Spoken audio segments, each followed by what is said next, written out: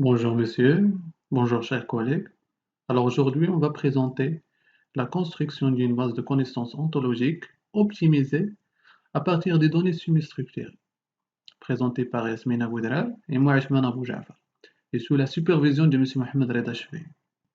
Alors pour le plan, on va voir les processus pour construire une knowledge base ontologique, la partie algorithmique, ensuite la transformation table generator, cell value importer, l'interface Java de CVI et aussi document mapping et le property EXP et enfin les formes de description de property EXP. Les travaux menés dans le domaine des bases de données dans la dernière décennie ont surtout visé à augmenter les capacités de la représentation de l'information, ont ainsi été proposées après le modèle relationnel.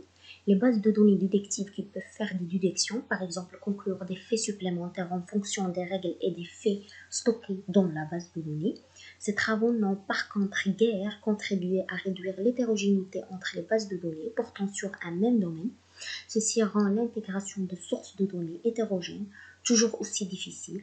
Parallèlement, les travaux menés en modélisation des connaissances faisaient émerger la notion d'ontologie comme un modèle conceptuel consensuel et partageable d'un domaine, contrairement au modèle conceptuel qui prescrit les informations qui doivent être représentées dans une base de données. Pour répondre à un cahier des charges applicatif, une ontologie vise à décrire de façon consensuelle l'ensemble des informations permettant de conceptualiser des domaines d'application assez larges. Alors, pour le processus pour construire une knowledge base ontologique, comme on le constate dans nos slides, alors pour construire une knowledge base ontologique optimisée et dynamiquement, tout d'abord la collection de données, c'est la base de données, puis l'interaction entre cette dernière et le SGBD, puis on passe aux data semi-structurées comme les feuilles de calcul, le DSL qui sont des délimiteurs entre les valeurs, soit des virgules ou autres, et d'après chacun de ces data, on extraira les colonnes cibles dans la perspective de créer un transformation table, une table de transformation avec des colonnes et des lignes. Ensuite, la construction de documents de mapping d'après les colonnes de TT, transformation table, vers des propriétés. Enfin, on aura une knowledge base. Alors, pour l'algèbre relationnelle, le D égale à l'ensemble de T et M. Le D, c'est le dataset, le T, c'est le transformation table et le M, c'est le document mapping. D'après ces règles, on déduit ou bien on conclut, par exemple, une colonne X et l'ensemble des valeurs dans chaque valeur est dans une ligne précise qui appartient depuis T0 jusqu'à T2, la valeur absolue de T. Alors, l'indice T, c'est l'ensemble des lignes. Alors, pour les algorithmes, alors c'est juste comment construire une base de connaissances ontologiques optimisée dynamiquement avec le langage C. Ainsi, on a les règles de l'algèbre relationnelle qui sont incluses ou bien insérées dans notre algorithme, comme la projection et la sélection. Transformation table generator. Le générateur généré en table s'appelle un table de transformation pour la construction de l'ontologie knowledge base à partir d'ensemble des données semi-structurées par ensemble des colonnes et ensemble des lignes. Chaque ligne de l'ensemble des lignes construit la cellule qui correspond à chaque colonne de l'ensemble des colonnes. Alors voici la méthode pour gérer des ensembles des données de transformation table. Exploitation de XPath pour générer une table de transformation en format XML. Exploitation de JSON Path pour générer une table de format JSON. Exploitation des noms ou de l'index de l'entête pour générer format de valeurs séparées telles que CSV, TSV. Exploitation de nom ou de l'index de colonne pour générer une table de transformation au format Spidersheet. Cell value importer. Parce que certaines valeurs dans une ligne spécifique de transformation table pour les bases de données relationnelles non normalisées et l'ensemble de données semi-structurées non atomiques ou des données brutes qui ont nécessité un traitement de données pour trouver les règles de valeur, immédiatement la transformation table a été générée par le générateur ne peut pas construire une ontologie knowledge base.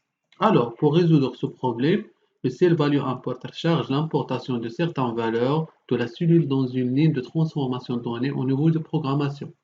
Il peut personnaliser une procédure pour le traitement de données non atomiques ou de données brutes qui ont remontant la surface. Ainsi, les applications basées sur ce cadre de permettant de convertir les données RDF triple de ces données qui ont une règle finie. L'interface Java CVI implémente essentiellement une méthode abstraite pour la fonction de valeur d'importation, par exemple une chaîne entière, longue, double, booléenne, date, date-heure, etc., est contenue par cellule spécifique dans Transformation Table ou pour fonction de détermination de la valeur en blanc dans la cellule.